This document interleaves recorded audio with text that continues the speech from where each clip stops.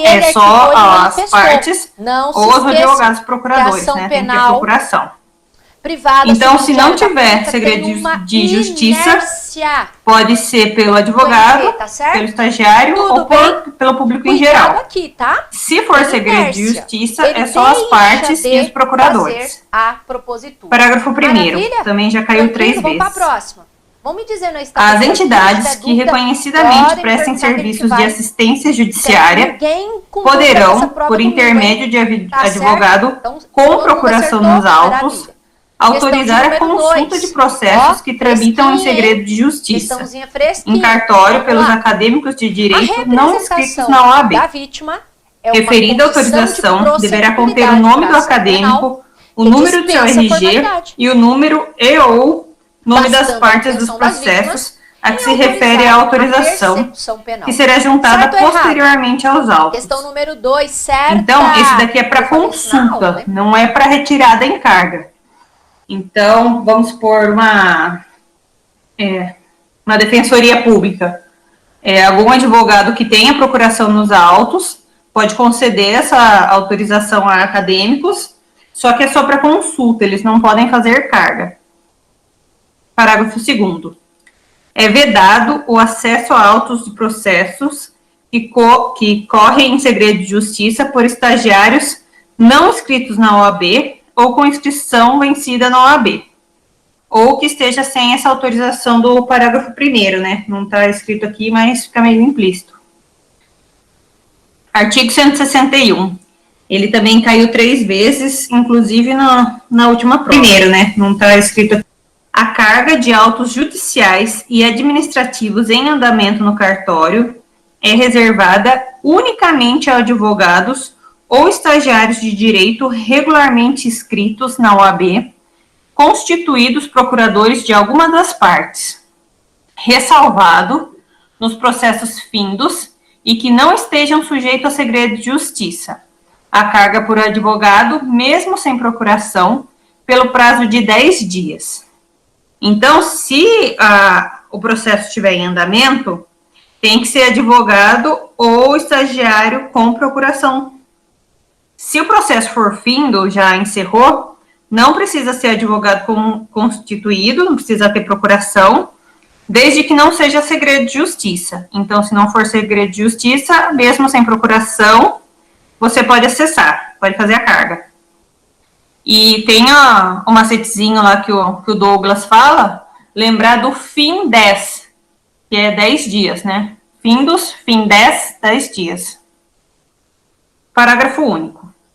A carga de autos também poderá ser realizada por pessoa credenciada a pedido do advogado ou da sociedade de advogados, pela advocacia pública, pela defensoria pública ou pelo Ministério Público, o que implicará intimação de qualquer decisão contida no processo retirado, ainda que pendente de publicação.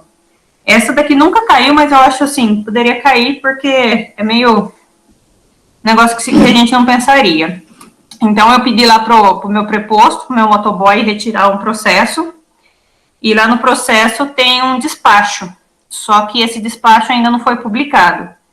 Então, se esse preposto pegar o processo para fazer a carga, quer dizer que a partir daquele dia já começa a contar o prazo para eu responder esse despacho.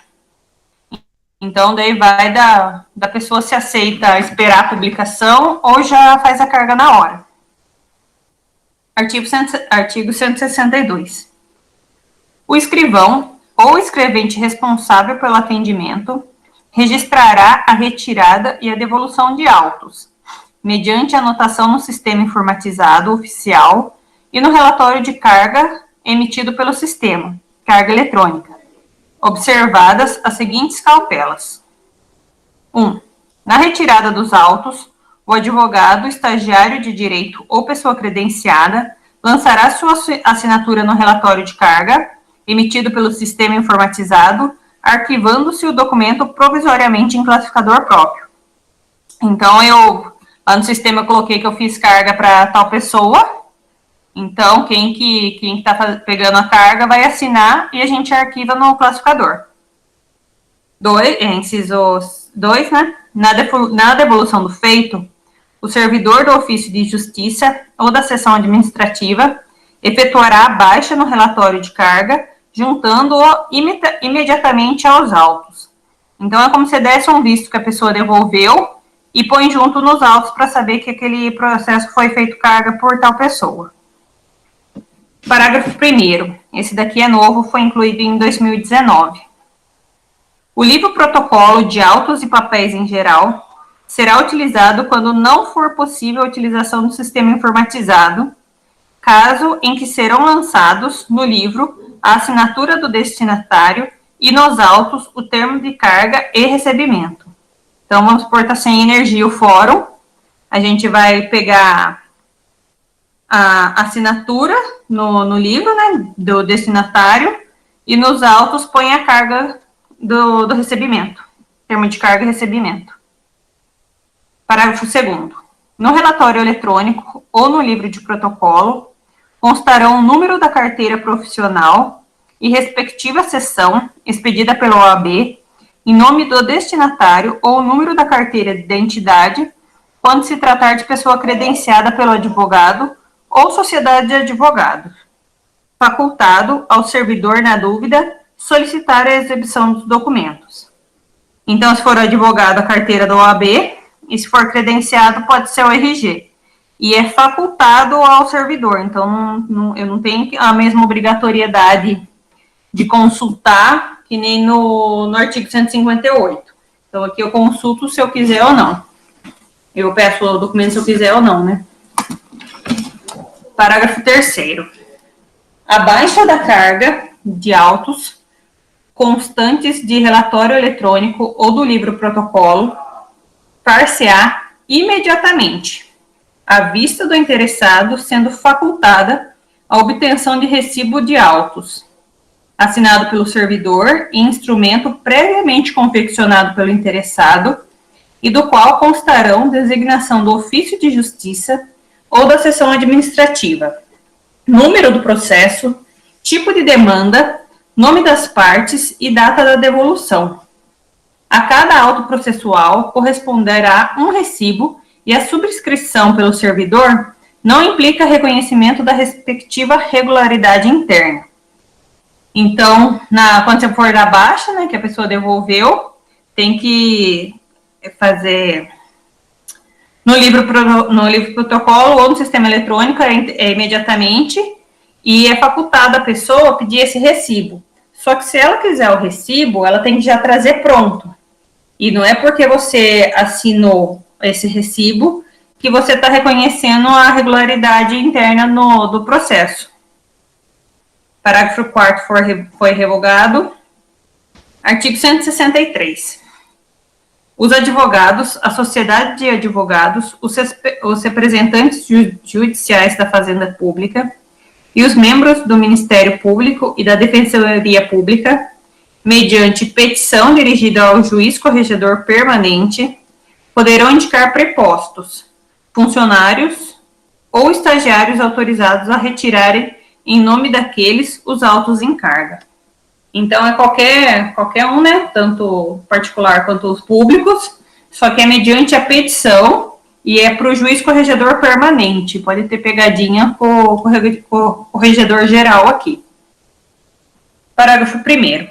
Da petição, que será arquivada em pasta própria, constarão os nomes completos, os números dos documentos de identidade do CPF e os números das identificações funcionais, se o caso. Parágrafo 2º.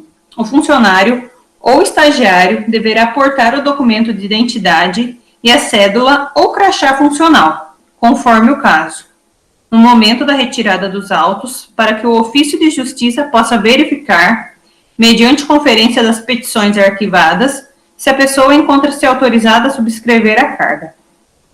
Parágrafo 3º. A carga dos autos será feita em nome da pessoa que subscreveu a autorização e dela constarão os dados da pessoa que estiver retirando os autos. Então, vai ser feita no nome do advogado e os dados da pessoa que retirou. Parágrafo 4º. Qualquer alteração no rol de pessoas autorizadas a retirar os autos deverá ser imediatamente comunicado ao corregedor permanente. Então, vamos supor que um funcionário deixou de fazer parte da firma. Então, você tem que comunicar imediatamente ao juiz corregedor permanente, porque se ela for lá agir de má fé, como tem a petição lá, eles vão liberar. Artigo 164, também caiu na última prova. Não havendo fluência de prazo, os autos somente serão retirados em carga mediante requerimento. Então, não está em prazo para nada. Eu faço o requerimento e posso fazer carga dos autos. Parágrafo 1º. Esse aqui a gente tem que tomar cuidado, porque tem dois, salvo e ressalva. Na fluência de prazo, os autos não sairão do ofício de justiça, salvo nas hipóteses previstas na legislação vigente. Ressalvado, porém, em seu curso ou em outras hipóteses de impossibilidade de retirada dos autos, o direito de requisição de cópias quando houver justificada urgência na extração respectiva, mediante autorização judicial, observando-se o procedimento próprio. Então, se tem prazo correndo, não pode retirar o processo do ofício. Salvo se tiver previsão legal na legislação vigente, ou se for urgente, daí você pode retirar cópias, só que tem que ter autorização judicial. Parágrafo 2º, caiu 3 vezes também, então esse daqui é um pedacinho que a gente tem que ler bastante. Na fluência de prazo comum, que está correndo tanto para o réu quanto para o autor, só em conjunto, os dois, ou mediante prévio acordo, prévio ajuste, eles fazem um acordo entre o réu e o autor. Por petição, nos autos, os procuradores das partes ou seus prepostos retirarão os autos. Ressalvada a obtenção de cópias para cada procurador ou preposto, ressalvada a obtenção de cópias para a qual cada procurador ou preposto poderá retirá-los pelo prazo de 2 a 6 horas, mediante carga, independentemente de ajuste, observado o término do expediente forense. Então, está correndo prazo para os dois. Eles só vão poder tirar em conjunto, os dois juntos lá, ou com um acordo dos dois. Salvo, ressalvada para tirar cópia no período de 2 a 6 horas e não depende de ajuste. Então, se eu for lá e falar, eu quero retirar para cópia, independentemente da outra parte tiver acordado isso ou não, eu posso retirar. Só que a gente tem que observar o término do expediente forense. Se eu retirei esse processo às 4 horas e o fórum fecha às 5, então eu vou ter 1 hora só para fazer essas cópias. Daí o meu acaba aqui. Alguma dúvida? Querem perguntar alguma coisa?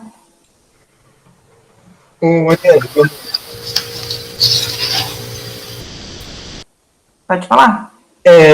Carga é só advogado, então, né? E consulta é qualquer um, desde que não seja justiça. Carga pode ser os estagiários também. Ah, tá. O preposto também. Se ele estiver autorizado, eles fazem carga. Tá. Daí a consulta no balcão pode ser, se não for segredo de justiça, pode ser advogado, estagiário ou público em geral. Se a gente quiser ir lá ver algum processo que não for segredo de justiça, a gente pode examinar no balcão, né? Mas para fazer carga em processo tem que ser advogado ou estagiário. Se tiver segredo de justiça, né? Tem que seja procurador. E se não tiver segredo de justiça, pode ser até até estagiário também. Que daí faz as cargas rápidas, né? Tá, e o caso de não ter carteirinha e poder ver segredo de justiça as entidades que prestam serviço, né? Isso, daí é só consulta, eles não podem fazer carga. Porque como eles não têm a carteirinha, vamos supor, se não devolve o processo, não tem como eles pegarem essa pessoa, né? Porque daí pela OAB eles conseguem dar multa. para a pessoa que passou a procuração para o estagiário buscar lá, né? Mas daí, né, essas pessoas que não têm a inscrição, elas não podem fazer carga, né? Eles só consultam. Tá. Mas vamos supor, como preposto, o estagiário em si tem já o registro, né? Uhum. Mas o preposto vai com a documentação do advogado. Então, se esse advogado não devolve o processo nos prazos, o ofício notifica a OAB, né? Tá. Não, maravilha. Arielle. Oi. Só para entender melhor, quando fala de carga, é retirar o processo original e retirar do ofício, isso? Isso. Daí, no caso, consulta é somente no local, né? Consulta no balcão. Tá certo.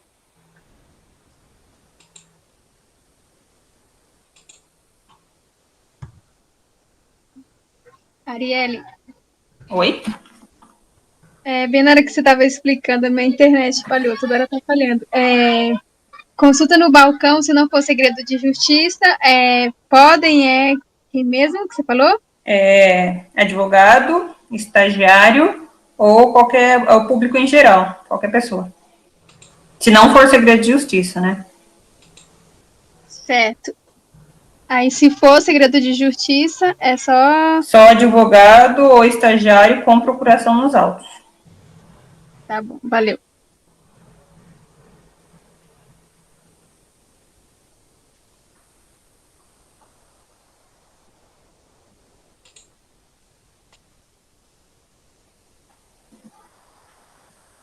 Agora é a Vanusa, né? Partido 165. Isso, boa noite. Boa noite. Boa noite. Boa noite. Vamos dar seguimento para que nós possamos gabaritar normas da corregedoria.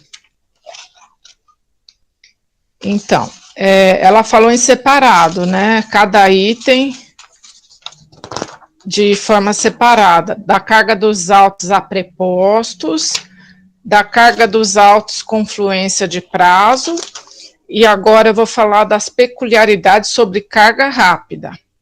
Artigo 165.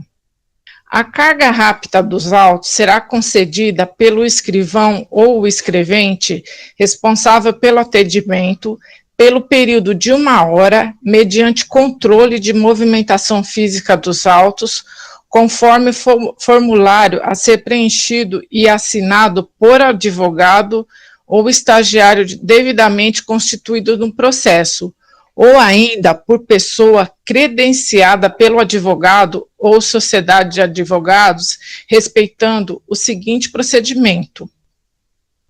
Até os requerimentos serão recepcionados e atendidos desde que formulado. Os requerimentos serão recepcionados e atendidos desde que formulados até às 18 horas. O formulário de controle de movimentação física será juntado aos autos no exato momento de sua devolução ao ofício de justiça, certificando-se o respectivo período de vista. Na hipótese dos autos não serem restituídos no período fixado, competirá ao escrivão judicial representar no prazo de 24 horas ao juiz corregedor permanente, inclusive para fins de providências competentes junto à OAB. Então, aqui eles estão falando bem claro que, a bem da verdade, o processo ele não pode sair do cartório. Se algum interessado, algum advogado, estagiário, por algum motivo ele quiser ter vista do processo, fazer uma carga rápida de 1 hora, ele pode. Ele vai passar pelo crivo do escrivão ou do escrevente, que vai examinar o processo e ver se não está fluindo prazo para nenhuma parte, e se realmente pode. E o que vai ocorrer? Eles vão deixar desde que seja observado esse período de 1 hora. Se, na hipótese da não devolução, o advogado vai ficar responsável pela pessoa credenciada que ele credenciou, ou o advogado ou a sociedade dos advogados.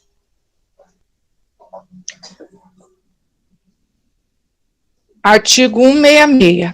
É vedada a retenção do documento de identificação do advogado ou do estagiário de direito no ofício de justiça para a finalidade de controle de carga de autos em qualquer modalidade ou circunstância. Então, no artigo anterior, ele não falou que ia fazer um formulário de controle de movimentação física do processo?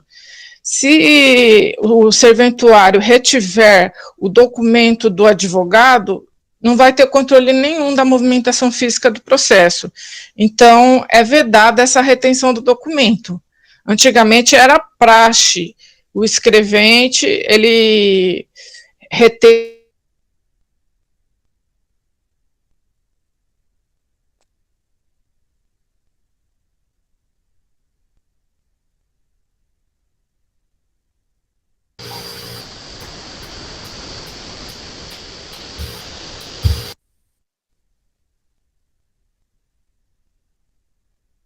Ficou mudo aqui.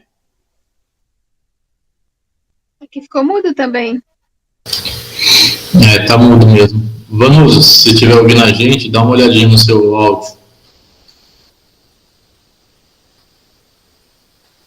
Será que não foi a internet dela que travou? Alguma coisa? Deve ter sido. Aproveitando, esse artigo que ela estava explicando também caiu na última prova, viu? Beleza. E Arielle, aproveitando, que você, aqui no artigo 163, né, que você falou que pode ter uma pegadinha deles colocarem, em vez de juiz corregedor permanente, eles colocarem o quê que você falou? Ou corregedor geral. Ah, tá, valeu. Tudo que for pedir nessa parte vai ser permanente, que é o que vai estar todo dia lá no ofício, né? Ah, sim. Então é mais fácil decorar, mas pode ter essa pegadinha. Uhum. Só para lembrar, só falou de corregedor geral lá no início, né? Só. Depois não falou mais nada, né? Depois é só juiz permanente. Eu acho que tem uma parte de controle que não manda alguma coisa para corregedoria. Não é corregedoria, né? Não é corregedor, tá certo. Certo.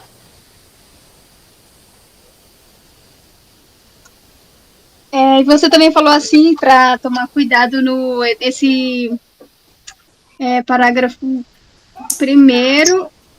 Não, peraí.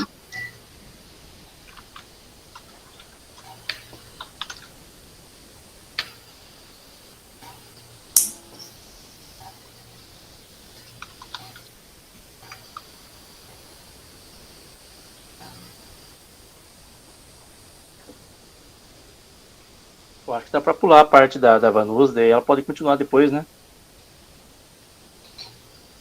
Acho que é melhor. A gente não sabe se ela vai conseguir voltar logo. Tá certo.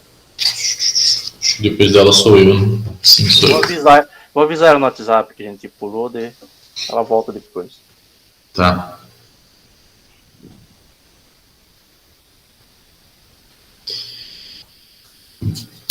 Bom, minha parte começa lá no artigo 184, que é a subseção 2 do arquivamento.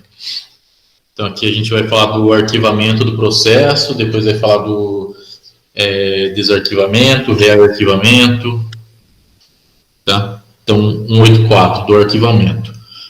O arquivamento de processos, primeiro arquivamento, não, o arquivo de processos, primeiro arquivamento, será feito individualmente, dispensando o seu uso de caixas e adotando-se as seguintes cautelas. Primeiro, indexar no sistema da empresa terceirizada, que é o SGDAO, cada processo e, se for o caso, seus volumes separadamente. Segundo, no caso de processos com mais de um volume, indicar o número do volume que está sendo internado. Terceiro, afixar na capa do processo, no canto superior esquerdo, a etiqueta de indexação do processo, volume a volume.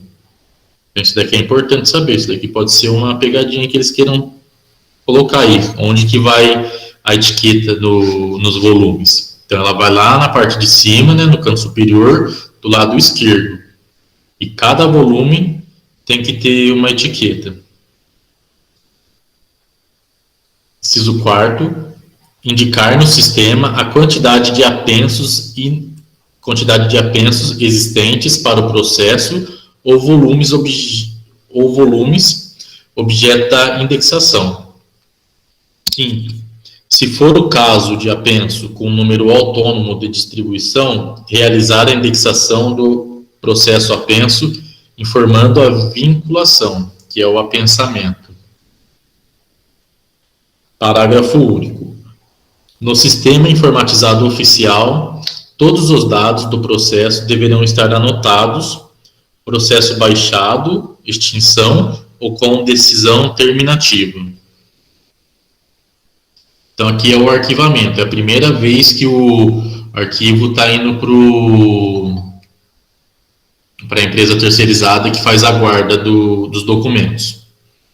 Então, esse é o processo para fazer o arquivamento. Então, agora, a subseção 3 vai falar do rearquivamento. Quando você pediu esse arquivo, quando você pediu para ser desarquivado, e agora está devolvendo pela segunda vez para a empresa de guarda dos documentos.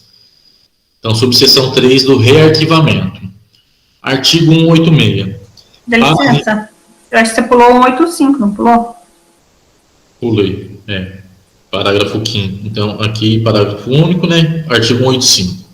Então, finalizando a parte do arquivamento. A remessa de processos para a guarda em arquivo terceirizado será feito pelos ofícios de justiça de acordo com a escala de retirada periodicamente publicada no Diário de Justiça Eletrônico.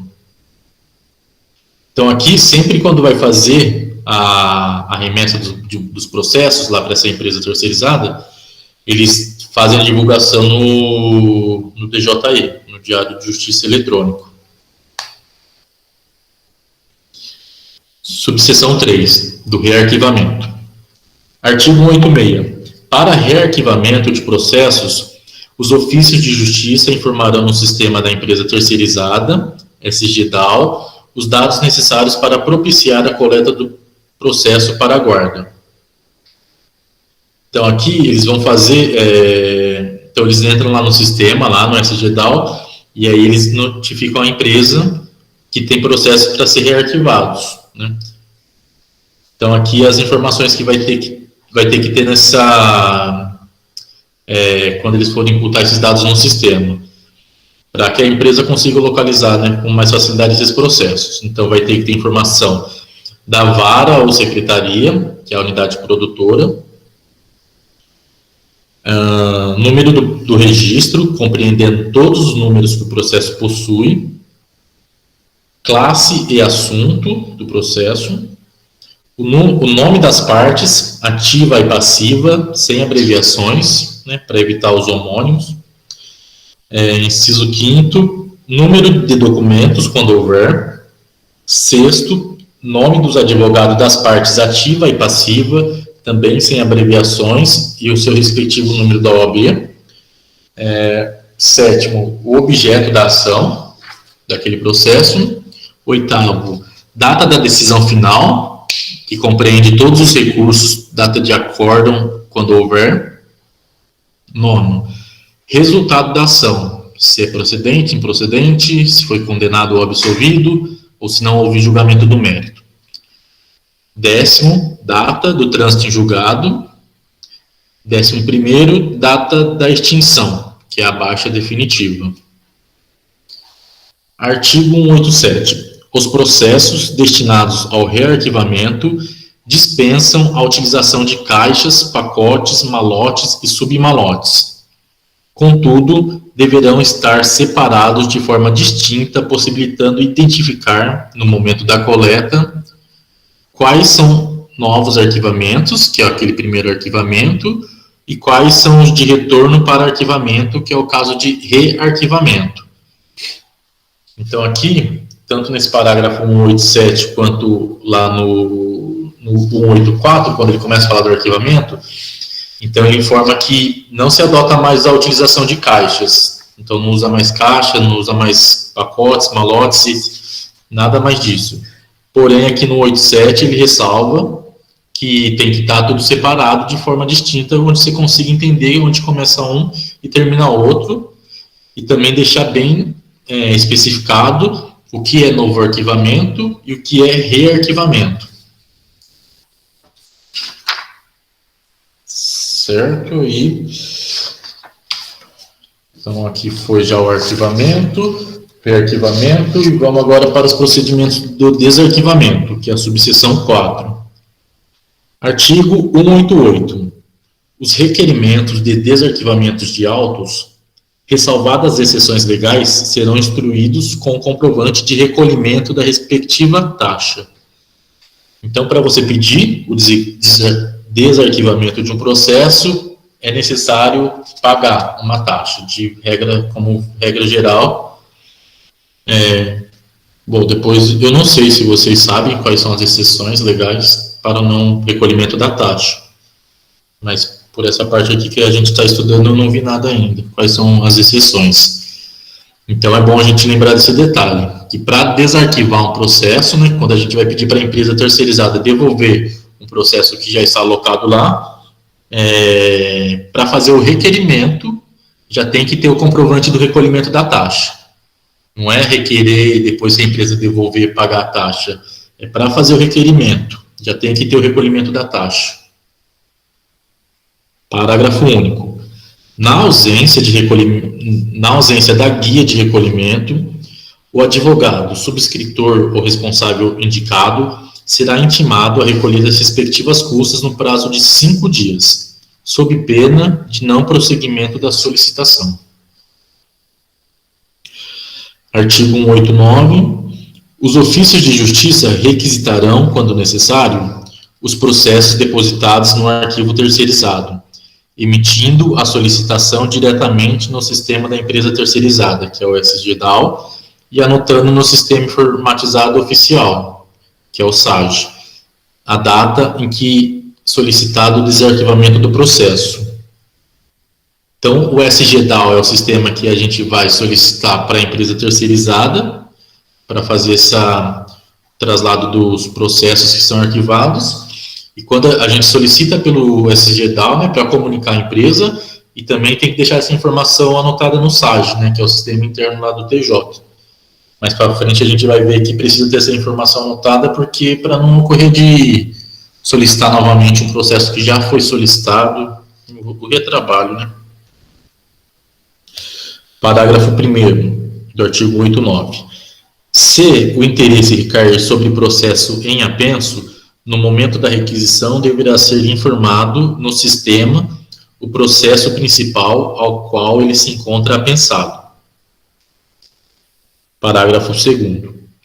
Antes de requisitar o processo, os ofícios de justiça verificarão se o processo foi de fato remetido para a guarda no arquivo terceirizado, mediante consulta prévia no sistema da empresa terceirizada, SGDAL, sem prejuízo de certificar-se de que o processo objeto da solicitação não se encontra no próprio ofício.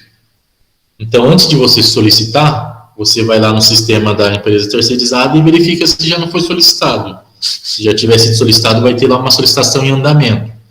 E também faz a verificação dentro do próprio ofício. Parágrafo 3º.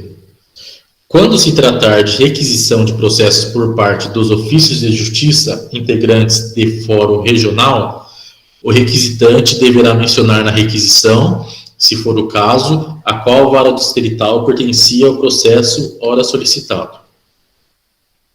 Parágrafo 4º. Não será permitida a reiteração de requisição antes de decorrido 10 dias úteis contados da data de requisição no sistema da empresa terceirizada. Então, aqui ele fala que não poderá solicitar novamente, você não poderá cobrar antes de 10 dias, né, que seria essa reiterar a requisição. Então, você não pode cobrar novamente a empresa antes de ter decorrido 10 dias úteis do prazo da requisição, da primeira requisição. Parágrafo 5º. Assim que recebidos os autos do arquivo terceirizado, o ofício de justiça lançará o recebimento no sistema informatizado oficial e no sistema da empresa terceirizada, evitando-se novas requisições de processos que já se encontram nas unidades judiciais. Então, aqui, quando a empresa terceirizada te entregou o processo que foi solicitado, então você vai ter que vai ter que lançar essa informação nos dois sistemas, tanto no sistema da empresa terceirizada, quanto no sistema interno do TJ. Então, esse é o processo para desarquivamento. Então, agora, subseção 5 da pesquisa histórica. Artigo 189-A. Permite-se a pesquisa científica nos processos que se encontram arquivados nas dependências da empresa terceirizada responsável pela guarda. Artigo 189-B. Para a realização da pesquisa, é necessário credenciamento junto à Coordenadoria de Gestão Documental e Arquivos, SPI 2.4, através do endereço eletrônico institucional, que é o spi.gestãodocumental@tjsp.jus.br. Aqui ele está falando que pode ser feita a pesquisa direto na dependência da empresa terceirizada. Porém, primeiro, antes de fazer para poder fazer essa pesquisa, você precisa primeiro se cadastrar através desse e-mail. Aí que mais para frente ele continua explicando o que mais você precisa fazer para poder os passos anteriores para ter acesso à pesquisa lá no local da empresa terceirizada. 189-C. No pedido de credenciamento deverá constar o tema da pesquisa e a lista de processos com indicação da comarca, vara de origem, número de cada processo, o nome das partes, número da caixa, arquivo, pacote, onde foi guardado. Ou seja, eu acho que aqui acaba que fica quase inviável, impossível você conseguir fazer uma pesquisa, né? Porque você já tem que saber um monte de informações antes. Então, achei bem sem razoabilidade isso daqui, pedir tanta informação para você poder fazer uma pesquisa. Nas aulas que eu assisti, os professores falam, né, que é comum os alunos de direito ir fazer pesquisa sobre como foi feito o processo de criminosos, serial killers, esse tipo de pessoas, sabe? Então, para isso que tem essa prescrição na lei da possibilidade de fazer a pesquisa. Porém, é bem burocrático para você conseguir fazer. Então, aqui continua. O que mais precisa ter para poder fazer essa pesquisa? Artigo 189-D.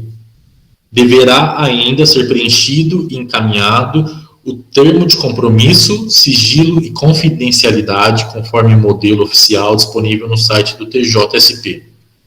Então, aqui é mais um documento, né, que é um termo de compromisso sobre o sigilo e a confidencialidade do que você vai pesquisar. Então, tem um modelinho já no site do TJ. Artigo 189-E. Recebido o pedido de credenciamento e o termo de compromisso de sigilo e confidencialidade devidamente assinado, após autorizada a pesquisa pelo presidente da Comissão Permanente de Avaliação Documental, o pesquisador e a empresa terceirizada serão comunicados da autorização. Então, aqui fala que quem é a pessoa que autoriza. Então, é o presidente dessa Comissão Permanente de Avaliação Documental. Então, esse aqui é o último passo. Então, você vai ter que fazer tudo isso aqui, vai ter que saber todas essas informações, vai ter que preencher esse termo, enviar tudo isso por e-mail. Esse e-mail vai chegar na mão do presidente da comissão. Aí, quando ele autorizar, tanto a pessoa que solicitou, quanto a empresa terceirizada lá, vai estar comunicada que aquela pessoa está autorizada a fazer essa pesquisa lá no local da empresa. Eu achei bem dificilzinho isso daqui. Acho bem difícil na prática isso acontecer, mas não sei como é que é. Então, aqui, artigo 189-F. A autorização de credenciamento poderá ser pelo prazo de 30, 60 ou 90 dias, renováveis desde que justificado o motivo. Então, aí, quando for autorizado, ele vai dar um prazo para essa pesquisa, que vai ser sempre de 30, 60 ou 90, e que pode ser renovável. 189G. Para pesquisa científica, busca e fornecimento da informação, não haverá incidência de pagamento de taxa de desarquivamento, mas deverão ser ressarcidos eventuais custos gerados com serviços de extração de cópias reprográficas e os referentes a materiais utilizados, eventualmente nos termos do artigo 12 da Lei 12.527 de 2011, que é a Lei de Acesso à Informação Pública. Certo? Então, esse é o procedimento para fazer a solicitação, para você ter autorização de fazer a pesquisa direto no local da empresa onde se arquiva os documentos, não lá no cartório. Então, essa é a minha parte. Alguma dúvida? Parece que toda a sua parte ela foi alterada ou adicionada em 2019, né? Então, ela é uma novidade na normas. Ah, é? Pelo que eu estou vendo aqui, todas elas foram adicionadas em 2019, ou alterada, né? Uhum. Então, grande potencial de cair em prova, né? Sim. E do 188, né? Deixa eu entender melhor. Ali fala que haverá uma guia de recolhimento de taxa para fazer o desarquivamento. Para diferenciar esse desarquivamento, quando o arquivo ele já não está mais, o processo não está mais correndo, ele foi arquivado, né? E a carga dos autos é quando o processo está em andamento. Isso mesmo? E no caso, para poder desarquivar, tem que pagar uma taxa. Uhum. E no parágrafo único fala que, se por acaso, o advogado, né, ele terá 5 dias para pagar a taxa. Acho que é isso, né? Ele terá 5 dias para pagar a taxa, e passando desse prazo, ele não será aceita a solicitação dele. Eu acho que assim, vamos supor que alguém entrou com um pedido lá, mas não sei, não sabia, ou deu uma de João sem braço e fez o pedido sem o recolhimento da taxa. Então ali eles vão, não sei como é que é feita a notificação, mas ele vai ter 5 dias para fazer o pagamento da taxa. Então, eu acho que assim, você pode fazer até o requerimento primeiro, depois de fazer o requerimento, tem 5 dias para poder apresentar o comprovante de pagamento. Aí, senão, eles nem seguem mais com a solicitação, já arquiva, já apaga.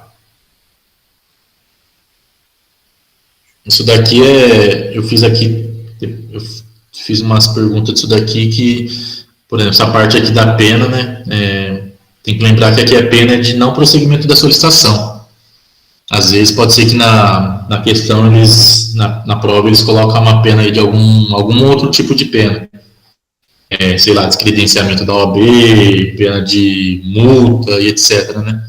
Essas coisas aqui do tipo de pena também é uma coisa que costuma cair. Eles trocam a informação do tipo da pena. Então, a pena aqui somente é de não prosseguimento da solicitação. Eu cheguei a fazer algumas questões, o que eles querem fazer bastante pegadinha em relação à solicitação, para quem se solicita, entendeu? Diretamente ao sistema da terceirizado ou no sistema informatizado. Eles explicam isso aí, entendeu? Uhum. Estes resultados. Certo, então a minha parte agora é o capítulo 11 do processo eletrônico. Seção 1 do sistema de processamento eletrônico. Então, a gente já sabe que agora a regra geral é sempre por meio eletrônico, né? Aqui a gente vai ver que é possível ainda usar meios físicos, em algumas exceções. Mas, em geral, ele vai passar do físico para o meio eletrônico de qualquer forma. O artigo 1189.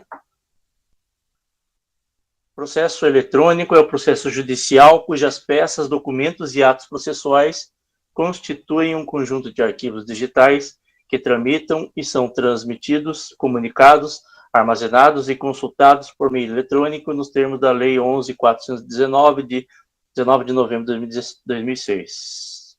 Sem novidades, né? Artigo 1190. O sistema de processamento eletrônico do TJ será utilizado como meio eletrônico de tramitação de processos judiciais, comunicação de atos e transmissão de peças processuais. Artigo 1191. O acesso ao sistema de processamento eletrônico será feito, são 3 hipóteses aqui. A primeira é no sítio ou no site eletrônico do Tribunal de Justiça, na internet, por qualquer pessoa credenciada, não é qualquer pessoa em geral, ela tem que estar credenciada, mediante uso da certificação digital ICP Brasil padrão A3. O inciso 2, pelos entes conveniados por meio seguro de integração de sistemas. O terceiro, nos sistemas internos, a chamada intranet, por magistrados, servidores, funcionários e terceiros autorizados pelo TJ São Paulo. Só que as três opções, né? Os que podem acessar o sistema de processamento eletrônico. Pessoa credenciada, com certificação digital.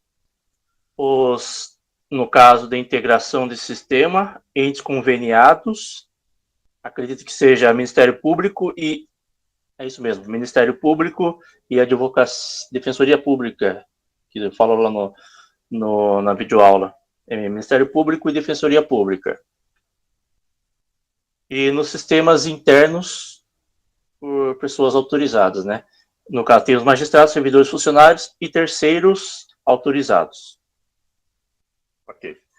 Parágrafo único. O uso inadequado do sistema de processamento eletrônico do TJ, que venha a causar prejuízo às partes ou atividade jurisdicional, importará bloqueio do cadastro de usuário, sem prejuízo das demais combinações legais. Então, aqui a pena é o bloqueio do cadastro de usuário, não é pena de multa, não é pena de prisão. Mas, mesmo assim, ele fala que é sem prejuízo das demais combinações legais. Mas, de qualquer forma, aqui a pena será bloqueio do cadastro. O artigo 1192.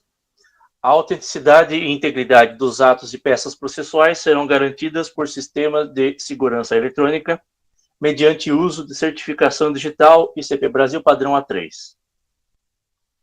Parágrafo 1º. Os documentos produzidos de forma eletrônica serão assinados digitalmente por seu autor, como garantia de origem e de seu signatário. Parágrafo 2º. Os documentos digitalizados serão assinados ou rubricados. Eu entendo como rubrica seria uma abreviação da assinatura, um visto, né? Então, serão assinados ou rubricados. Aqui tem 2 hipóteses, que eles podem ser assinados ou rubricados no momento da digitalização ou quando eles forem transmitidos. Eles podem ser assinados nessas 2 situações.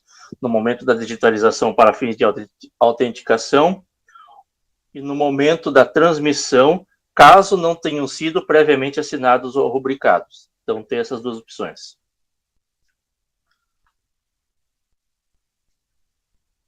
Parágrafo 3º. Fazem a mesma prova que os originais as reproduções digitalizadas de qualquer documento, público ou particular, quando juntados aos autos pelos órgãos da Justiça e seus auxiliares, pelo MP e seus auxiliares, pelas procuradorias, pelas autoridades policiais, isso aqui foi acrescentado em 2019, autoridades policiais, pelas repartições públicas em geral e por advogados públicos ou privados, ressalvada a alegação motivada e fundamentada de adulteração antes ou durante o processo de digitalização.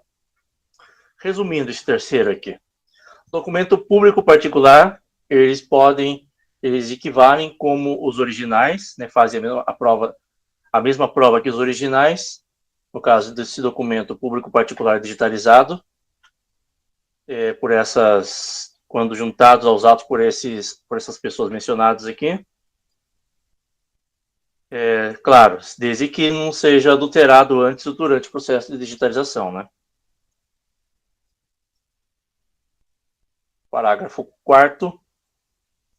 Os originais dos documentos digitalizados mencionados no parágrafo 3º deste artigo, que acabamos de ver, deverão ser preservados pelo seu detentor até o final do prazo para a interposição de ação rescisória, observadas quanto aos ofícios de justiça as disposições destas normas de serviço. Eu entendi que a ação rescisória ele pode até anular trânsito julgado, né?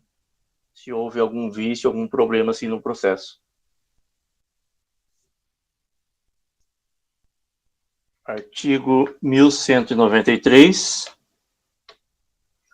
É de exclusiva responsabilidade do titular de certificação digital o uso e o sigilo da chave privada de sua identidade digital, não sendo oponível em nenhuma hipótese a alegação de seu uso indevido. Então, eu tenho meu certificado digital. Somente eu posso utilizá-lo. Ninguém mais pode utilizar. Se por um acaso uma outra pessoa utilizar indevidamente, eu vou responder por isso. Independente se houve com meu consentimento, eu não posso alegar que a pessoa roubou minha chave digital, que não autorizei em nenhuma hipótese. Eu serei responsabilizado por isso.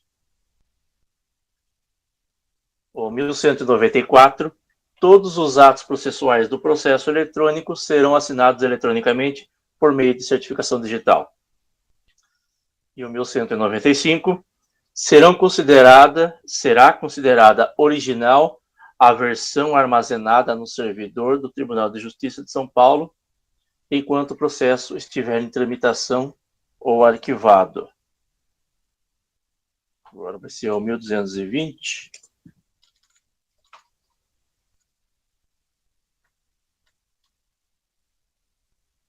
É a seção 4 do Protocolo de Petições Intermediárias. Ainda estamos na parte de processo eletrônico. O Protocolo de Petições Intermediárias.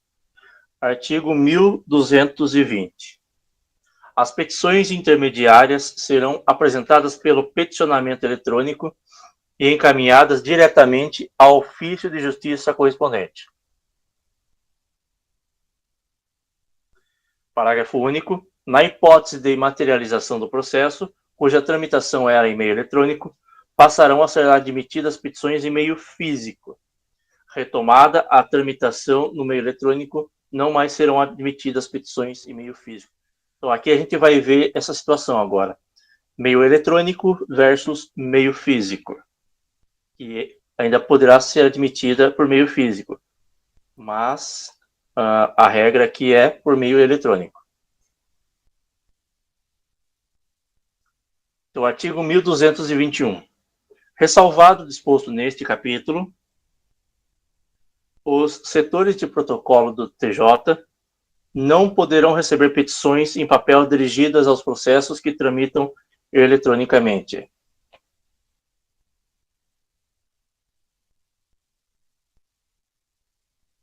Parágrafo 1º. Em caso de recebimento indevido, caberá ao setor de protocolo de origem cancelar o protocolo e intimar o peticionário pelo Diário de Justiça Eletrônico, DJE, para a retirada da petição. Isso mesmo. Voltando aqui no caput do 1221. Quando o setor de protocolo eles não poderão receber mais petições em papel. Se está tramitando eletronicamente, então eles não poderão receber mais petições em meio físico.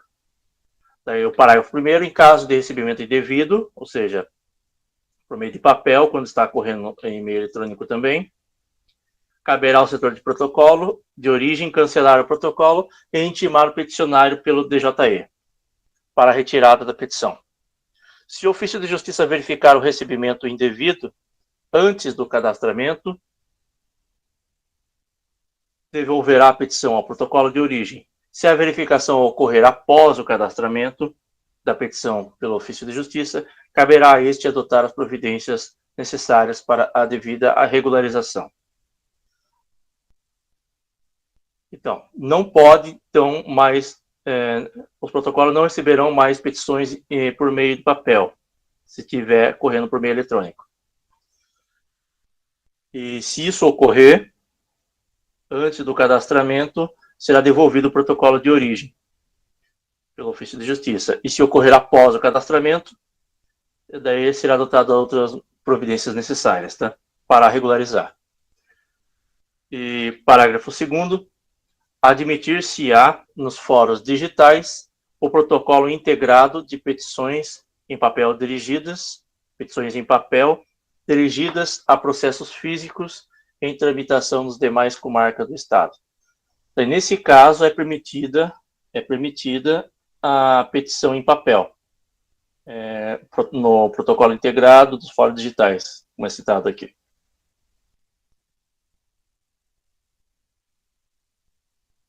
Artigo 1222. Em caso de indisponibilidade do serviço de peticionamento eletrônico ou impossibilidade técnica, a petição intermediária em papel será recebida desde que observados os requisitos do parágrafo 4º do artigo 1205 desta norma de serviço. Ela fala no caso de urgência, né? Deixa eu ver, 1205. Esse 1205 não caiu, né? No TJ. Mas ele só está sendo citado, só. Está falando de caso de petições urgentes. Então, 1205, ele fala da indisponibilidade do sistema e possibilidade técnica por parte do TJ, né? Que as petições urgentes em papel, e aqui fala de como elas serão conduzidas, para evitar o risco de perecimento de direito. Okay? Mas não vale citar porque não está no edital, no momento, né?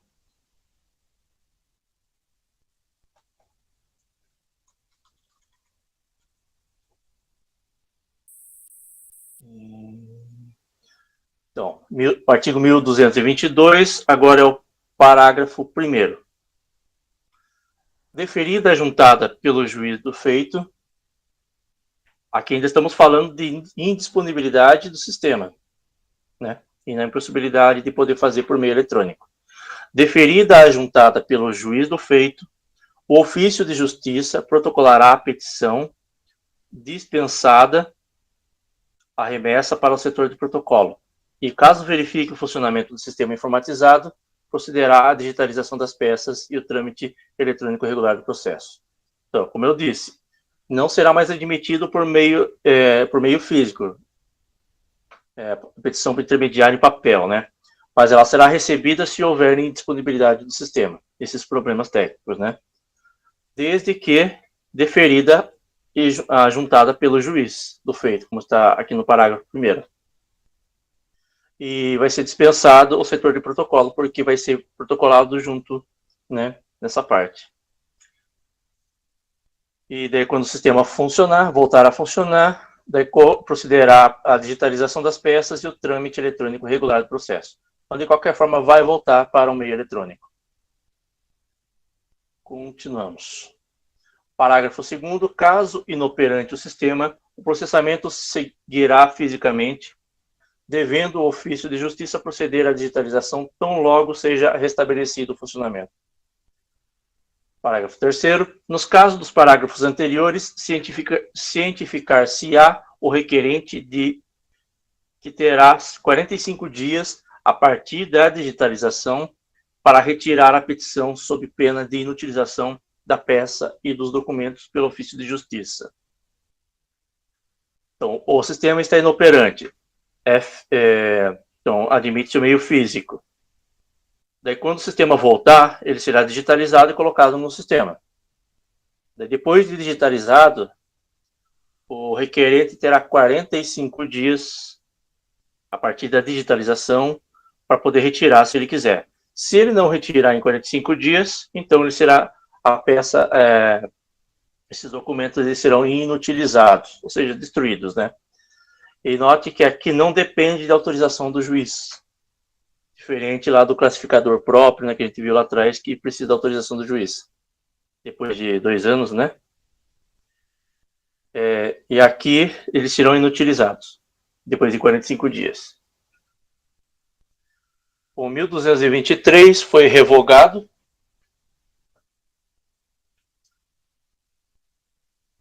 E aqui acabou minha parte, porque é a continuação, né? Eu acabei colocando o 1224, mas é a parte do Edgar, né? Tudo certo nessa parte aqui. Eu acho que é a minha parte que não teve muitos problemas, né? Fácil de entender. Ô, André, Oi. no parágrafo 2 lá, só para efeito de informação, só que eu achei interessante o exemplo que o professor deu. 1221? Parágrafo 2. Mas qual artigo? Artigo 121, desculpa. 1221. Certo. Admitir-se-á nos foros digitais o protocolo integrado. Certo. Ali você falou que não vai ter protocolo físico, não vai ter petição física quando ocorrer, tiver processo eletrônico, né? E nesses fóruns digitais aqui, todo fórum é eletrônico. Só que ele falou que mesmo assim, mesmo com o cartório tudo totalmente no sistema eletrônico, você vai ter ainda um setor de protocolo ainda. Porque esse protocolo integrado, aí você consegue protocolar uma coisa, por exemplo, em Itapetininga, que é inteiro digital, você consegue protocolar para Botucatu, onde eu moro, por exemplo, que não é eletrônico, entendeu? Certo. Eu achei interessante o exemplo dele, deu para entender bem esse... Entendi. Então, se houver o meio eletrônico nos dois, vai por meio eletrônico, né? Se um deles não tiver meio eletrônico, daí será admitido o meio físico, né? Isso, quer dizer, pelo que eu entendi, esse tipo de protocolo num cartório que seja totalmente eletrônico, ele só vai servir para poder mandar para outro lugar que não tem, entendeu? Ah, certo. É que não dá para, é isso mesmo, porque não dá para exigir que tem que ser tudo por meio eletrônico, porque tem lugares que ainda não tá assim, né? Isso. Tá certo. Daí quando finalmente for 100% eletrônico, não sei se isso vai ocorrer um dia, daí eles podem mudar isso aqui, né? Parágrafo. Certo. Bom, a minha parte é a seção 5. A consulta às movimentações processuais e decisões.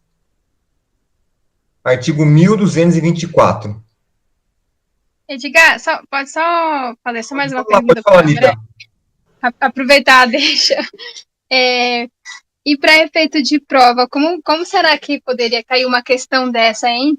Tipo assim, porque se não é possível fazer só por meio eletrônico, como será que poderia cair uma questão, hein? Assim, sendo que não dá para exigir que todos tenham só por meio eletrônico. Pode falar que será obrigatório nesses lugares, nessas comarcas integradas, né? Que entre as comarcas deverá ser por meio eletrônico. É 1221, né? Isso mesmo. Você pode falar, é obrigatório nos fóruns digitais, o protocolo integrado de petições por meio eletrônico, e não será admitido por meio físico. Poderá cair dessa forma, né? Beleza.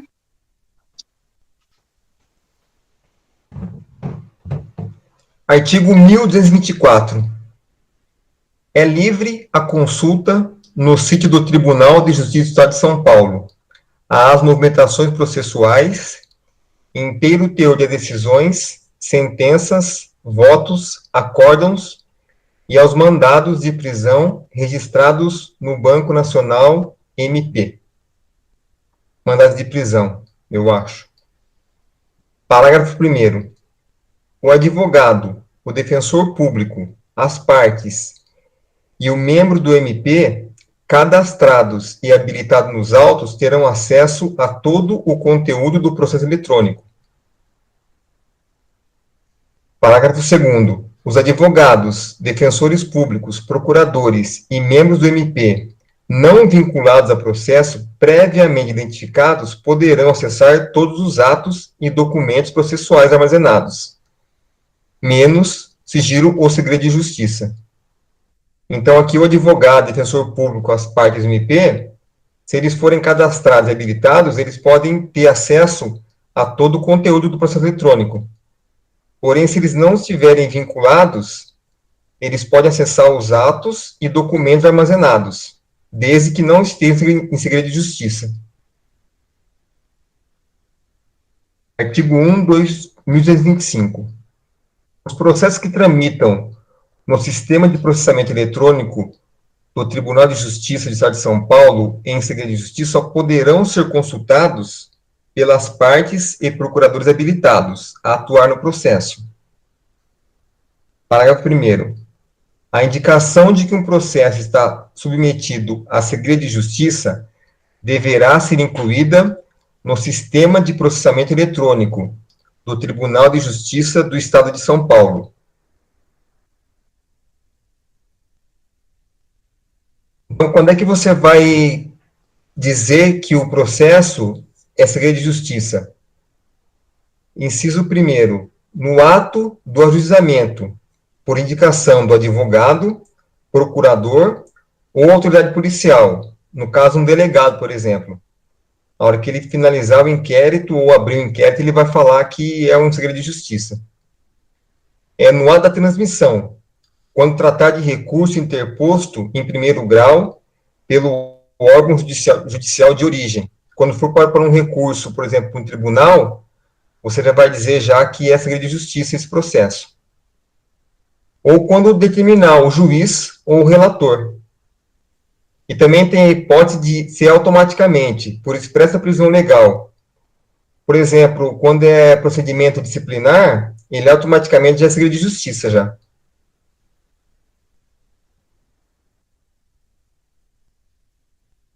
Parágrafo 2º. A indicação implica impossibilidade de consulta dos autos por quem não seja parte no processo, nos termos da legislação específica, e é presumida válida até decisão judicial em sentido contrário, de ofício ou requerimento da parte. Então, por exemplo, o advogado diz que é segredo de justiça. Essa decisão ela já é presumida válida, porém, ela pode ser modificada. Se o juiz entender que não é segredo de justiça, ele vai tirar essa qualidade do processo, entendeu? Parágrafo 3º. Ô Edgar, Oi, pode falar. o parágrafo o parágrafo 2º, acho que do artigo anterior, caiu na última prova de 2017. Qual o artigo, velho? O 124? Isso. O parágrafo 2º caiu. Era a resposta. Só pra gente ver que cai. Acho que dessa sessão sempre vai cair. Depois do 1000 e pouco, sempre vai cair uma questão. Posso complementar? Pode sim, Mirelle. Fica à vontade. Caiu 124 nas duas últimas provas. O parágrafo 2º também do 1124 nas duas últimas provas. O 1225 na última. Esse parágrafo 2º que o Éder falou. No 126, o inciso 3º e o parágrafo único também na última prova. Então, essa parte aí é bem cobrada. É bom saber e já deixar anotado, já para ter uma atenção especial, né? Depois a gente pode colocar lá no grupo, citar, escrever lá, né, os que caíram, só para deixar escrito lá no grupo, né?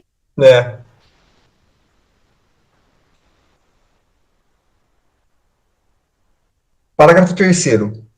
A indicação proveniente do advogado ou procurador será submetida à imediata análise pelo juiz. Então, quando o advogado ou procurador fala que é segredo de justiça, o que o escrevente faz? Ele pega, esse processo e diz, bom, é segredo de justiça. Quem colocou isso aí? Quem definiu? Foi o advogado. Então, ele já manda para o juiz confirmar se realmente vai ser ou não, entendeu? Ele pode muito bem dizer que não é segredo de justiça e tirar essa qualidade do processo. Artigo 1226. A consulta da íntegra de processos eletrônicos na internet observará as seguintes regras. Os advogados, após cadastramentos no portal do ESAGE e mediante o uso da certificação digital ou login e senha, poderão consultar a íntegra de processos públicos e também a íntegra de processos em que é decretado segredo de justiça, desde que, no último caso, eles estejam vinculados por força de procuração nos autos. Inciso 2º.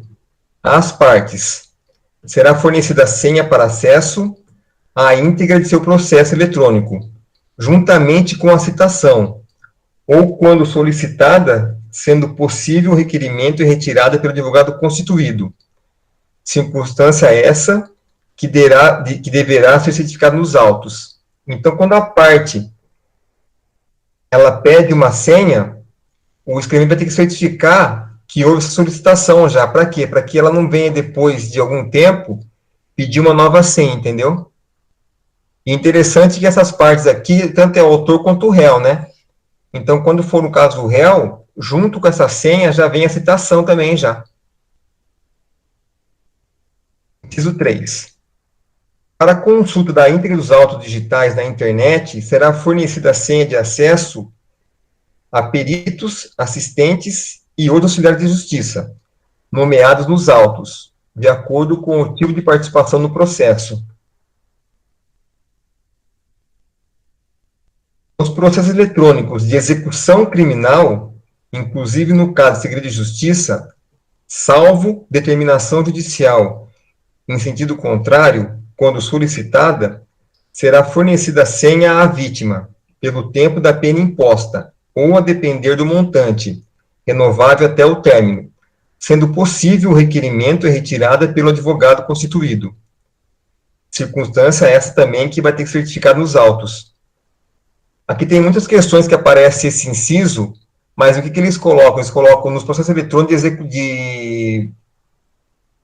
de processo criminal, vai ser fornecida a senha, e não é processo criminal, é execução criminal, entendeu? Tem o processo de execução e o processo de execução criminal. Então, quando é execução criminal, ou seja, quando a pessoa já foi condenada já, aí vai ser fornecida a senha para a vítima, para poder acompanhar o processo, que a execução que está sendo imposta para a pessoa, entendeu? A pessoa sofreu um estupro, por exemplo, ela vai ter uma senha pelo tempo que o estuprador for condenado, entendeu? Para ela poder acompanhar. Parágrafo único. As senhas de acesso serão fornecidas exclusivamente pelo respectivo ofício de justiça, sendo necessária a comprovação documental da condição da parte, na hipótese do requerimento previsto no inciso 2, e a autorização do magistrado nas hipóteses do inciso 3. No inciso 2, é as partes, então a parte vai ter que comprovar documentalmente que ela realmente é parte do processo. Aí vai ser fornecida a senha para ela. E no caso dos peritos, aí vai ser o magistrado que vai autorizar. Artigo 1226-A. O acesso à íntegra dos processos digitais que não tramitem sob segredo de justiça a terceiro interessado será franqueado mediante uso de senha pessoal e intransferível, disponibilizada para utilização pelo período de 24 horas, após a sua emissão. Então, o terceiro também pode ter acesso. Ele vai fazer um requerimento para poder pegar a senha e vai conseguir ficar com a senha durante 24 horas. Aí a senha vai ser expirada. O terceiro interessado apresentará requerimento próprio, contendo sua qualificação e a declaração de responsabilidade pessoal, pelo conteúdo das informações acessadas.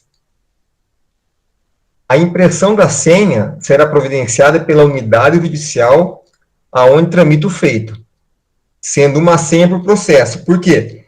Ele pega uma senha só e vai ver um processo, para a pessoa também ter controle do que ele está vendo, entendeu? Ele não pode pegar uma senha para ver vários processos, é uma senha por processo.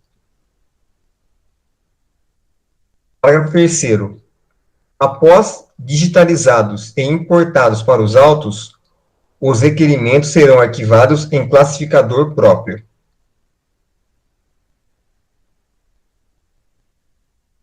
Parágrafo 4º.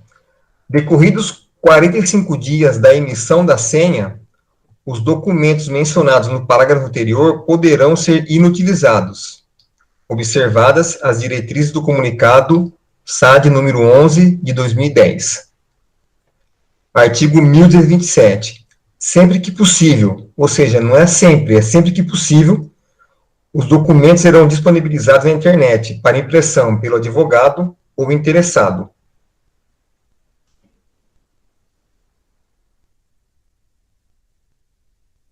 Artigo 1228. Aplicam-se aos ofícios de justiça digitais e ao processo eletrônico subsidiariamente e no que compatível os dispositivos previstos nos demais capítulos dessa norma de serviço. Ou seja, sempre que possível será aplicado aos ofícios digitais os procedimentos que são usados no processo físico, naquilo que for possível só.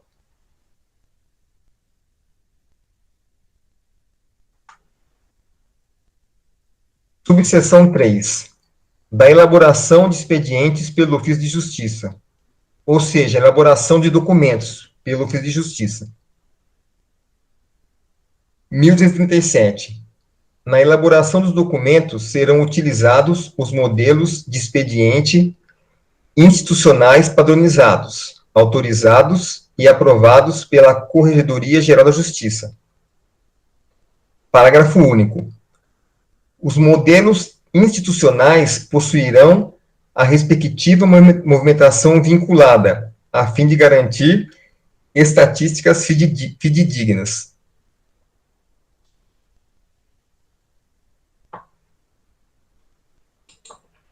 Artigo 1238.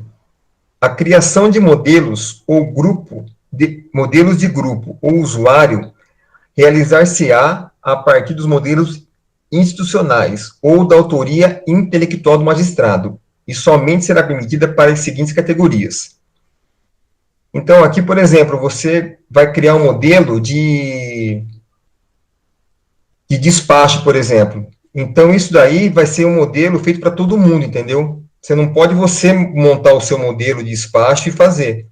Então, vai ser feito um modelo, e esses modelos terão que vincular as movimentações. Por exemplo, uma citação, você vai ter que vincular qual é o cartório, qual é o fórum que foi feita a intimação. Teve uma audiência, por exemplo, vai ter que ser marcado naquele modelo já uma maneira de que, assim que foi aberta aquela audiência e foi encerrada, vai constar na estatística de quantas audiências aquele juiz fez, entendeu? E esses modelos vão ter apenas nesses casos aqui, ó, ajuizamentos, atos ordinatórios, autos, cartas precatórias, rogatórias, certidões de cartório, decisões, despachos, editais, expedientes do distribuidor, formais, mandados, ofícios, requerimentos, sentenças, setor técnico, assistente social, psicologia, termo e termos de audiência. Algumas questões usam todos esses 18 itens aqui e colocam alguma coisa a mais que não tem, entendeu? Então, acho que não tem como fugir, tem que decorar esses 18 modelos aqui. Parágrafo 1º.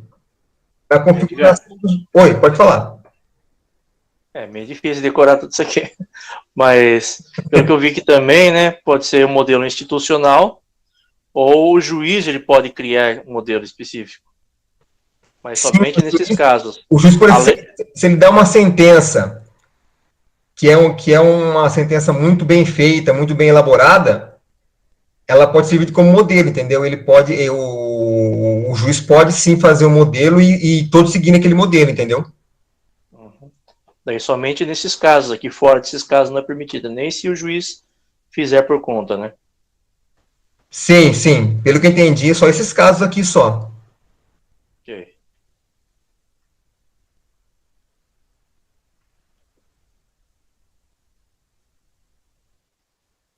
Parágrafo 1º. Na configuração dos modelos de grupo ou usuário, o ofício de justiça preencherá, na aba Informações, o que acontece? Eu procurei na internet para tentar achar esse modelo, e você consegue ver o print da tela do computador.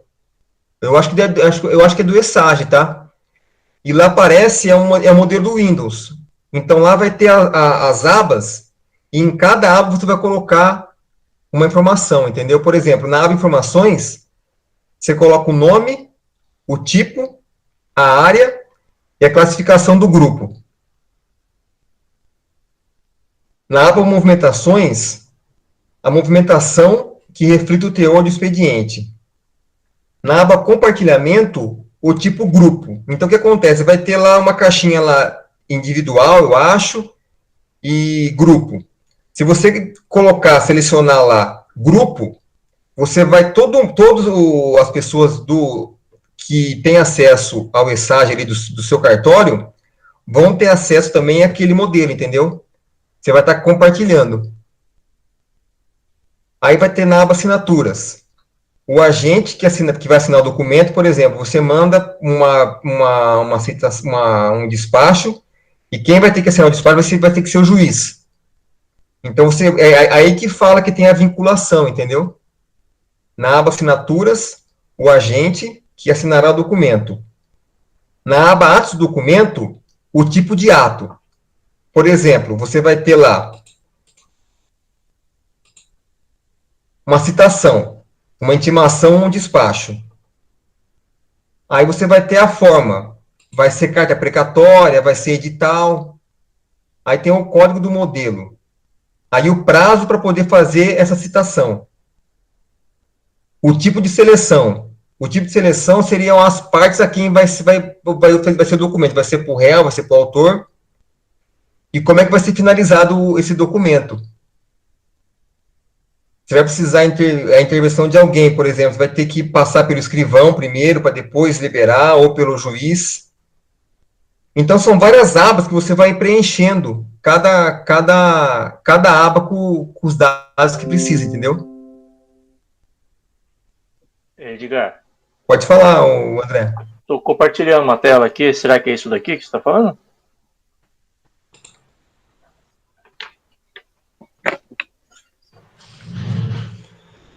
Não. No final, Dá licença um pouquinho. eu só vendo no PDF.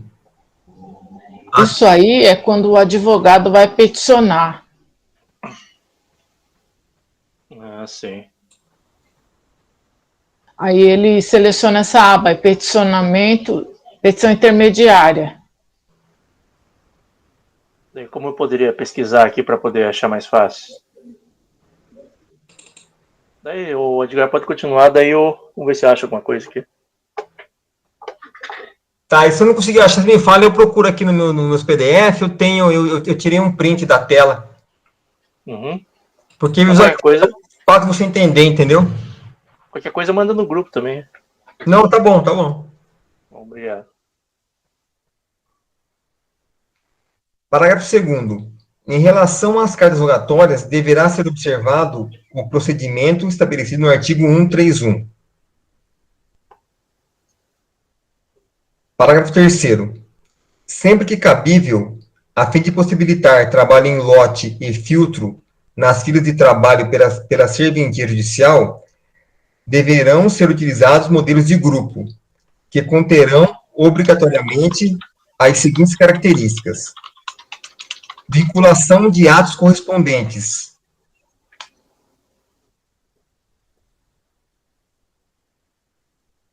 Eu até anotei aqui nesse item aqui, ó, esta vinculação significa que após a assinatura do documento, será disparado determinado ato. Portanto, teremos que vincular a assinatura a quais atos serão disparados. Por exemplo, uma decisão do juiz automaticamente intima as partes sobre a decisão. Essa é a vinculação. Nomeação do modelo, com termos que correspondam ao teor do documento. Então, uma citação, você tem que colocar um nome coerente com o nome do modelo. Indicação no cadastro ou no nome do modelo quanto à necessidade de análise e cumprimento do ato judicial pelo cartório.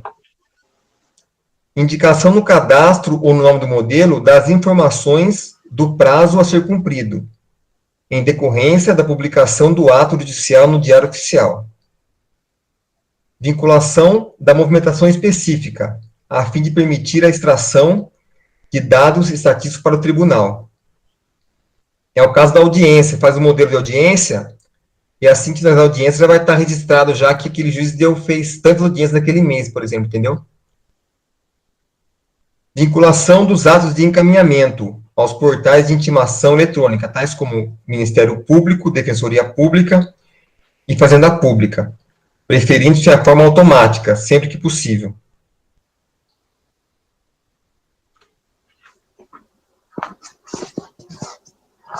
Marcação do teor do documento para fim de publicação e emissão de atos. Nesse final aqui, se você abrir aquela tela que eu falei para você e colocar e dar um Ctrl M, você vai selecionar o teor do documento. Então, esse teor vai ser publicado, só esse teor só, tá?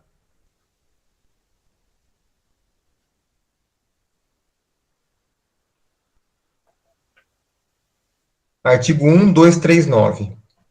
O juiz somente lançará no documento assinatura eletrônica, mesmo que o ato deva ser praticado junto à unidade judicial ou extrajudicial de outro estado da federação.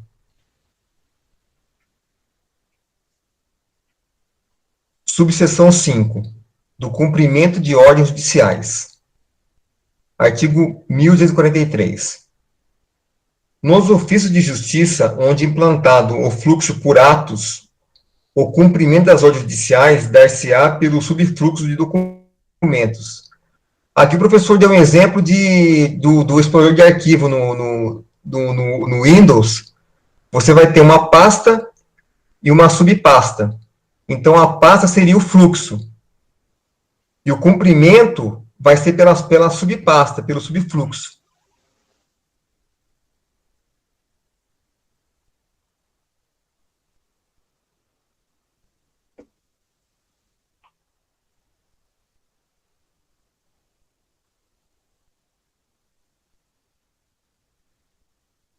Subseção 13.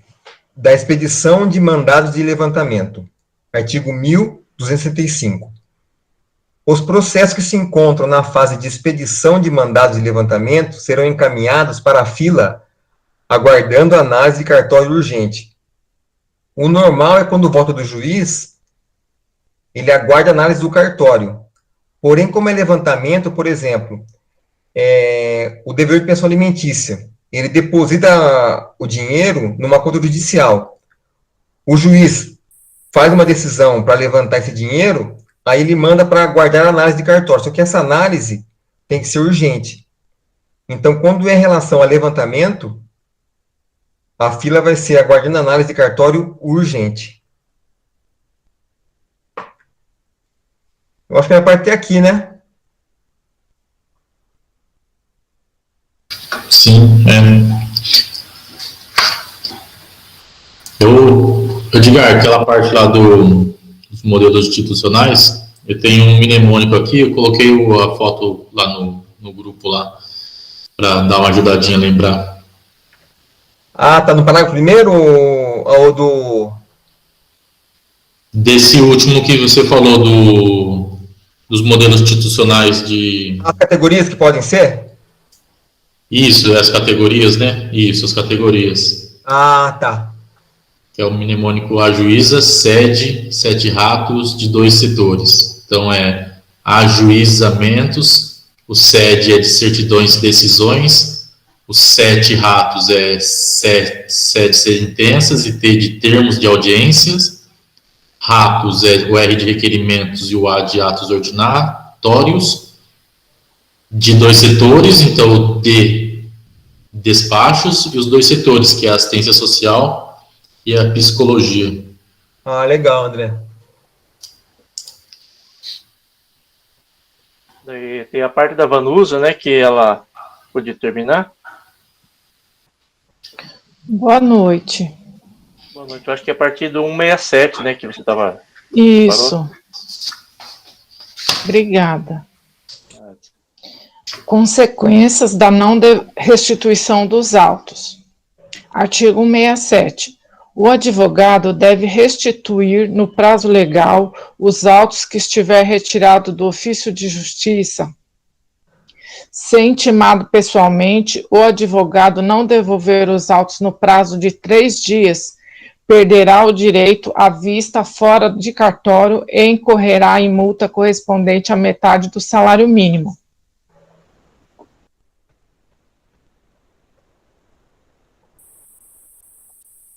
Então, nesse caso, se a serventia conferir e perceber que o advogado não restituiu o processo, ele vai ser intimado a devolver, e por lei ele vai ter esse prazo de 3 dias. Se ele não devolver, ele vai ficar impossibilitado de retirar os autos do cartório, e ainda incorrerá numa multa de meio salário mínimo. Parágrafo 1º. Verificada a falta, o juiz comunicará o fato à secção local da OAB para procedimento disciplinar e imposição das penalidades. Isso, nesse caso, a lei diz que o juiz não vai aplicar a multa, ele comunica o fato à OAB para que essa imponha uma penalidade para o advogado. Parágrafo 2º. O expediente de cobrança de autos receberá autuação singela sem necessidade de registro. Parágrafo 3º. Devolvidos os autos, o ofício de justiça, depois de seu minucioso exame, juntará o expediente de cobrança de autos, certificando a data e o nome de quem os retirou e devolveu. Parágrafo 4º. Na hipótese de extravio dos autos, o expediente de cobrança instruirá o respectivo procedimento de restauração.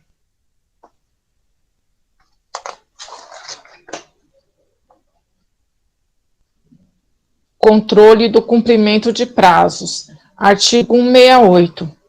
O escrivão ou o chefe de seção deverá mensalmente, até o 10º dia útil do mês subsequente, verificar o cumprimento dos prazos de devolução dos autos retirados, relacionar em 2 vias os autos em poder das partes, além dos prazos legais ou fixados, a primeira encaminhada, sob forma de representação ao juiz corregedor permanente para as providências previstas no artigo 167 e a segunda via para acompanhamento e controle, arquivada em pasta própria.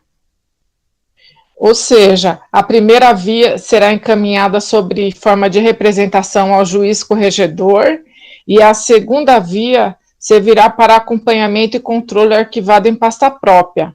Então, mensalmente, até o 10º dia útil de cada mês, até o 10º dia útil do mês subsequente. Por exemplo, o mês fecha no dia 30, ele tem até o 10º dia útil do mês subsequente para realizar esse levantamento. Artigo 69. O disposto nessa seção aplica-se no que couber a todos os demais destinatários de carga. Do desentranhamento de peças e documento dos autos. Desentranhar é retirar um documento dos autos. Entranhar é colocar, desentranhar. Artigo 170. O desentranhamento de peças e de documentos, facultada a substituição por cópia simples, poderá ser requerido pelo interessado ou determinado de ofício pelo juiz. Artigo 171. Não haverá substituição de peça ou dos documentos desentranhados por cópia quando, a critério do juiz do processo, referirem-se a manifestação intempestiva do peticionário, 2. Documentação evidentemente estranha aos autos, 3. Documentos que não tenham servido de base para a fundamentação de qualquer decisão proferida nos autos ou para a manifestação da parte contrária.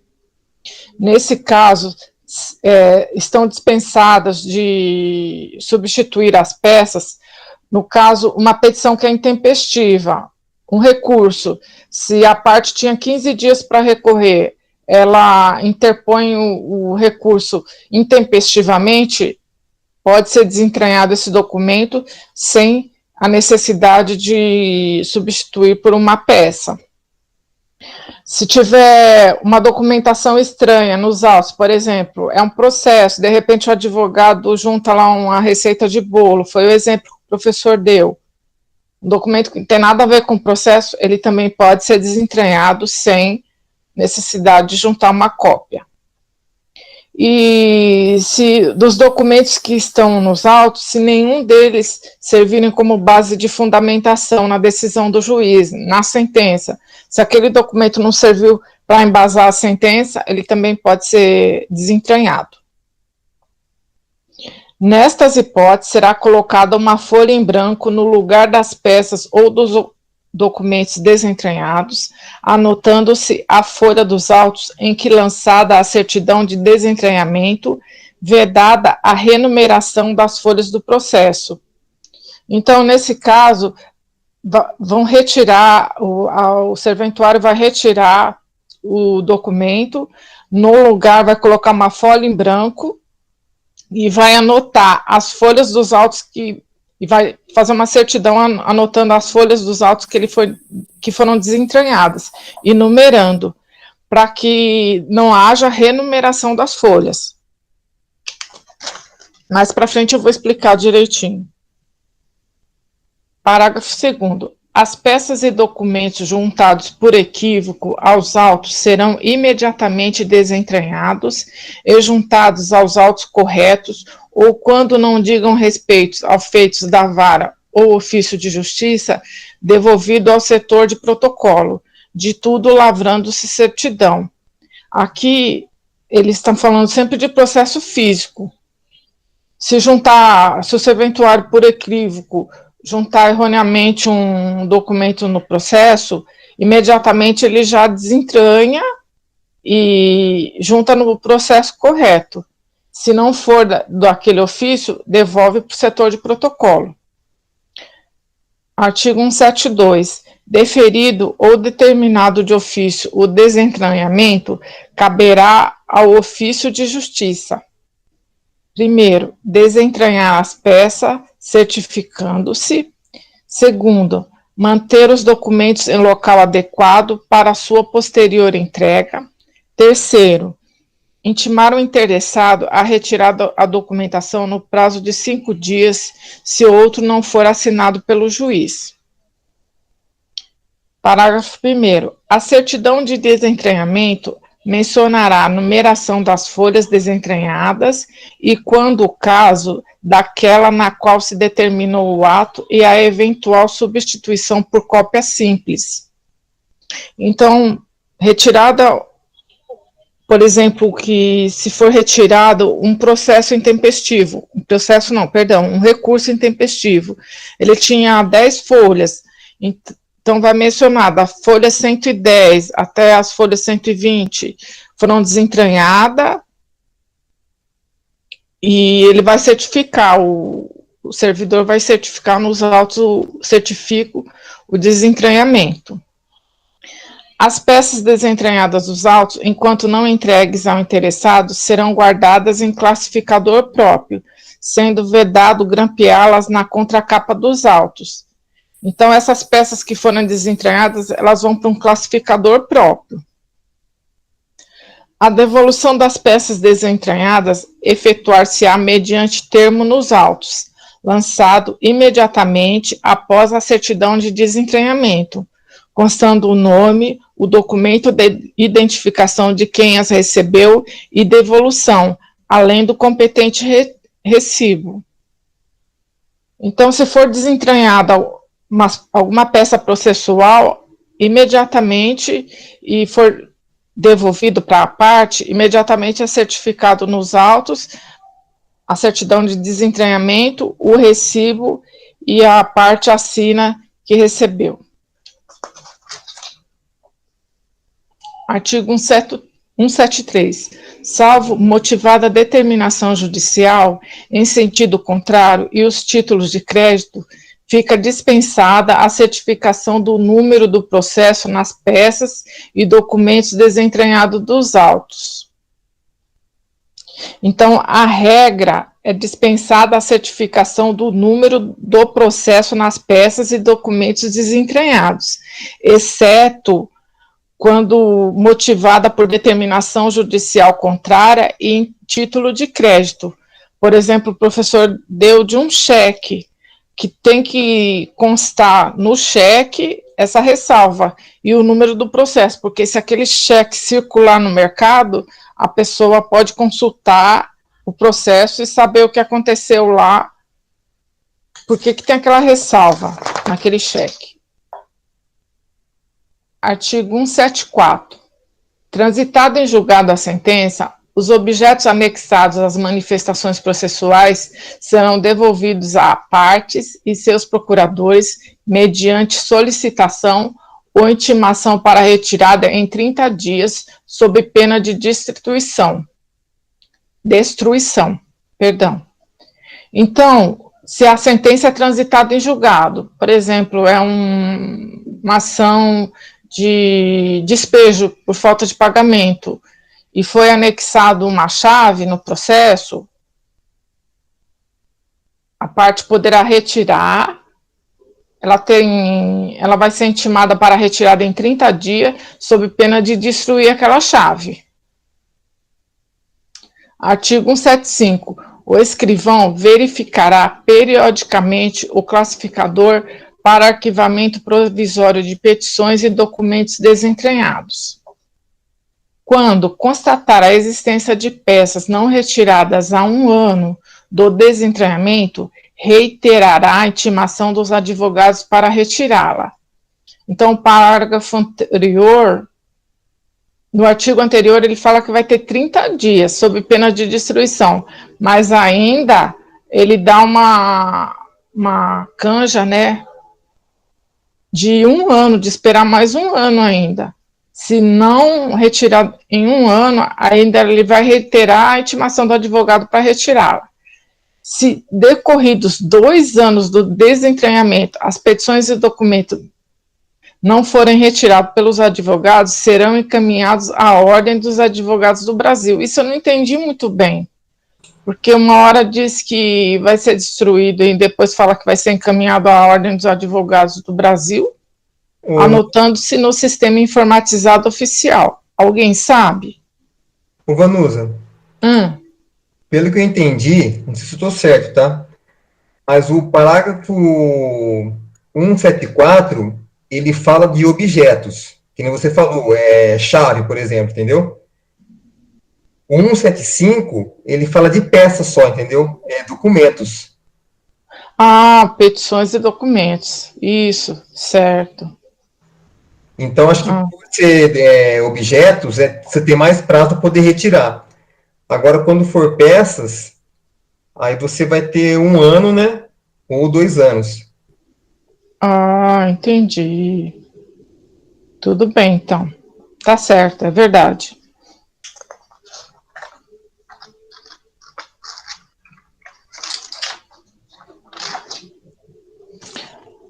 Do arquivamento, rearquivamento, desarquivamento de processos e pesquisa histórica de arquivo arquivado.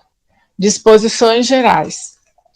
Artigo 176. Nenhum processo será arquivado sem sentença definitiva ou decisão terminativa, incluindo neste último caso, a hipótese de decisão de extinção do processo em razão da estabilização da tutela de que trata o artigo 304, parágrafo 1º do Código de Processo Civil, salvo nos casos legais de suspensão do processo por prazo indeterminado, quando não será comunicada a sua extinção.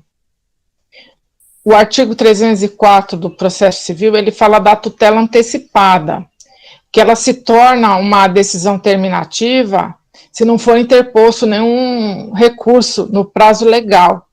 Então, concedeu a tutela antecipada, a parte contrária não interpôs nenhum recurso, aquela decisão ela vai transitar em julgado e se torna uma decisão terminativa. Então, nesse caso, o processo pode ser arquivado. Após a publicação da decisão que determinou o arquivamento, os processos permanecerão no ofício de justiça por 30 dias.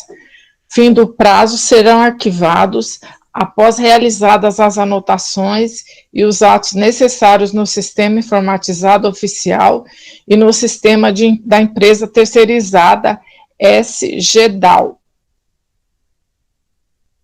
Artigo 178. Quando o cumprimento da sentença condenatória civil se der em juízo diverso daquele que a proferiu, o arquivamento dos autos, no âmbito do Poder Judiciário do Estado de São Paulo, deverá ser promovido pelo juízo da execução, que realizará todos os cadastramentos pertinentes à extinção do processo, quando for o caso.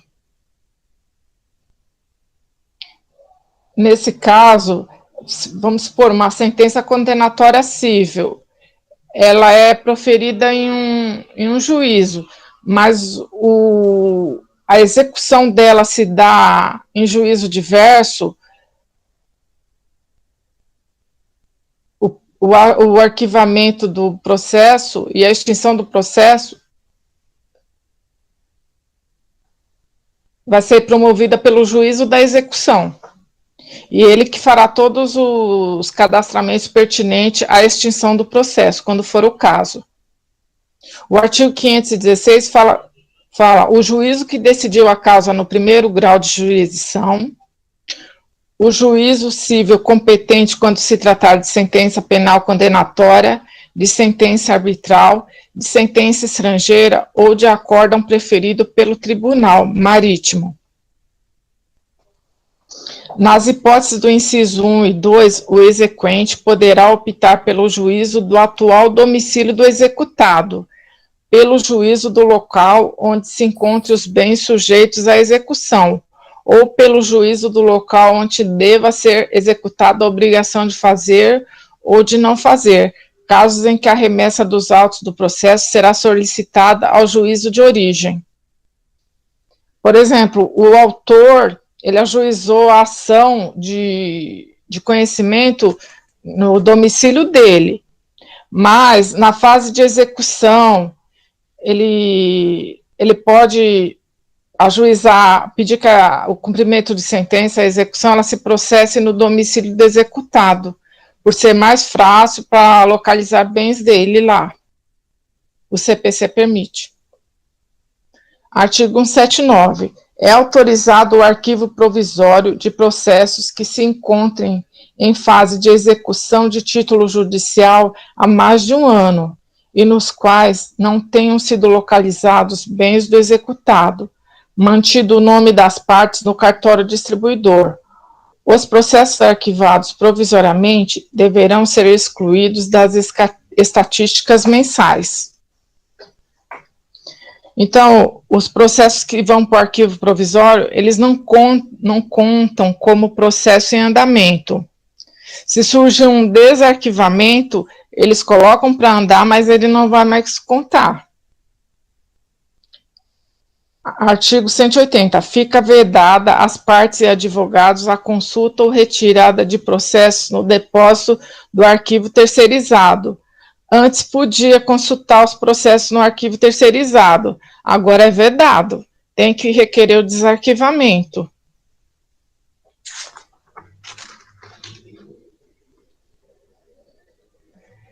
Artigo 181. O interessado consultará o processo no ofício de justiça onde tramitou o processo objeto do pedido de desarquivamento, promovendo a unidade judicial a requisição no sistema da empresa terceirizada, observando o prévio recolhimento da taxa de desarquivamento dos autos, quando não se tratar de pedidos abrangidos pela gratuidade judiciária ou isenção. Então, o colega lá na frente falou, o advogado ele pede o desarquivamento e tem que recolher a taxa de desarquivamento. É padrão recolher a taxinha. Mas se a parte for beneficiária da justiça gratuita, ela faz essa ressalva na petiçãozinha e não tem que recolher a taxa de desarquivamento. Ou então, se legalmente ela é isenta, por exemplo, ação de acidente de trabalho, a parte é isenta de recolher a taxa. É só fazer essa ressalvinha na petição que fica dispensado do recolhimento da taxa de desarquivamento. Parágrafo único. O interessado no desarquivamento será intimado por qualquer meio idôneo de comunicação da chegada dos autos e do prazo de 30 dias para manifestação, bem como de que, decorrido o prazo sem manifestação, os autos retornarão ao arquivo. Então, assim que o processo retorna dessa empresa terceirizada, ele fica em cartório, no ofício judicial, pelo prazo de 30 dias. Se o advogado não procurar e não se manifestar, ele retorna para o arquivo.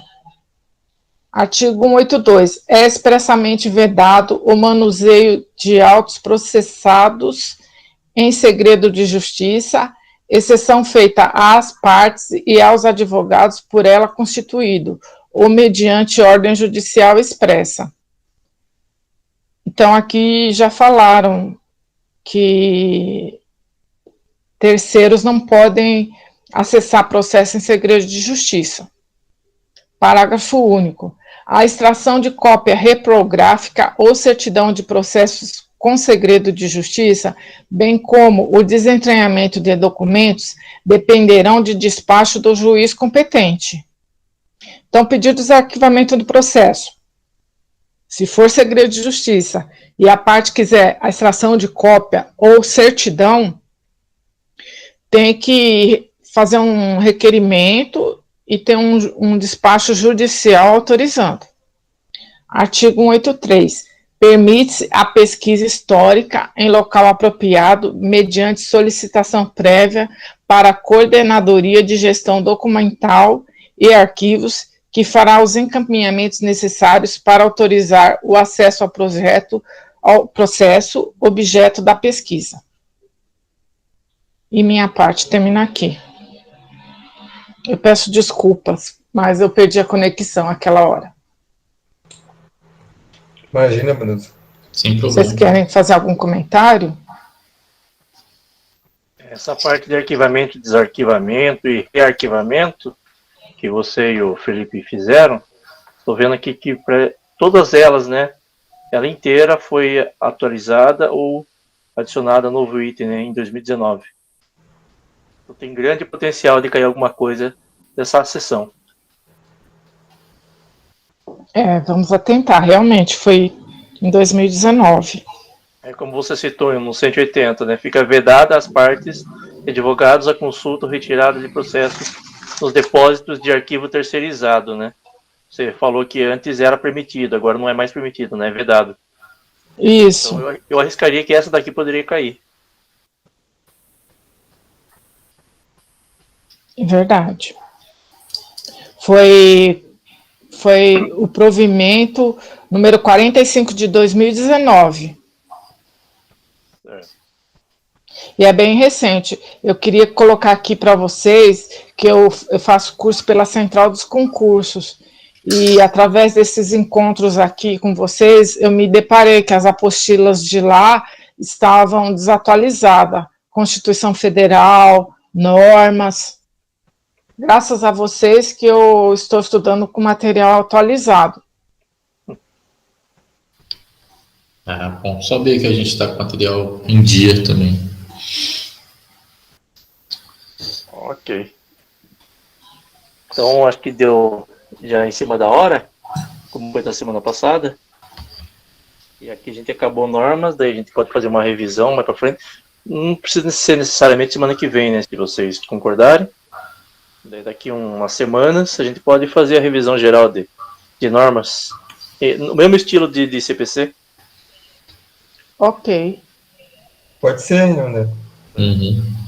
Daí a gente começa no processo penal semana que vem. Depois a gente vai organizando a revisão geral de normas. Meu Deus, eu não.